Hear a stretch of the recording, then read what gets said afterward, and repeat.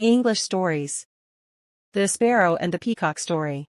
Once upon a time, there was a sparrow that lived in a forest. This sparrow would now visit the king of the birds every day. This sparrow was always the first to leave and the last to return.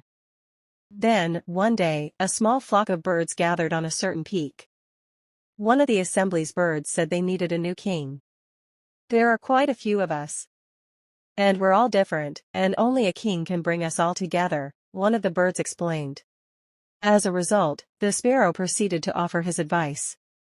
All the birds discussed together and announced that the king would be a peacock. In the discussion, the smart sparrow played a crucial role.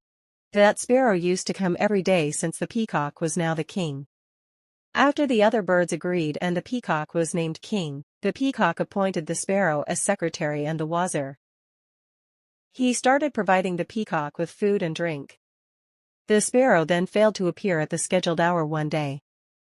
The peacock was concerned about this. When the sparrow came, the peacock inquired as to where he had gone.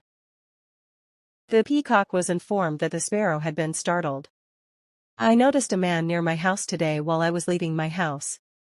He was rigging nets and scattering grains. As a result, I stood and watched." The crane and his wife then proceeded to pick up the grains after a time.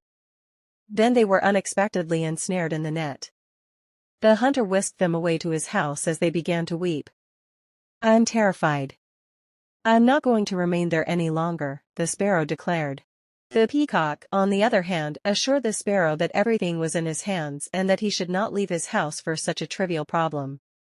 The sparrow trusted the peacock and went back to his home. The peacock, on the other hand, assured the sparrow that everything was in his hands and that he should not leave his house for such a trivial problem. The sparrow trusted the peacock and went back to his home. But, ever since that day, the sparrow has taken extra precautions whenever he leaves the house. One day, when the sparrow was on his way to the peacock's residence, he came across two sparrows fighting. The sparrow couldn't tolerate it any longer when they fought, so he went to make amends with the other two sparrows. However, as soon as the sparrow walked between the other two, a net was thrown at them. They were also entrapped. When the hunter picked them up, he urged his assistant to pay special attention to the peacock's wazir, a sparrow, and said, "He's the heaviest bird I've ever seen." The poor bird realized he was doomed. When the hunter picked them up, he urged his assistant to pay special attention to the peacock's wazir, a sparrow, and said, "He's the heaviest bird I've ever seen." The poor bird realized he was doomed. "What an idiot I was to trust the peacock. The peacock lulled me into a false sense of security and now look at the disaster I've created. I should have left my residence with more caution."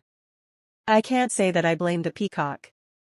After all, precautions do not always imply safety. No one can escape fate, the sparrow said in the end. The moral of the peacock and sparrow story is that sometimes you must trust your instincts and follow your own path, even if it means disregarding advice, as fate or destiny may lead you down a different path.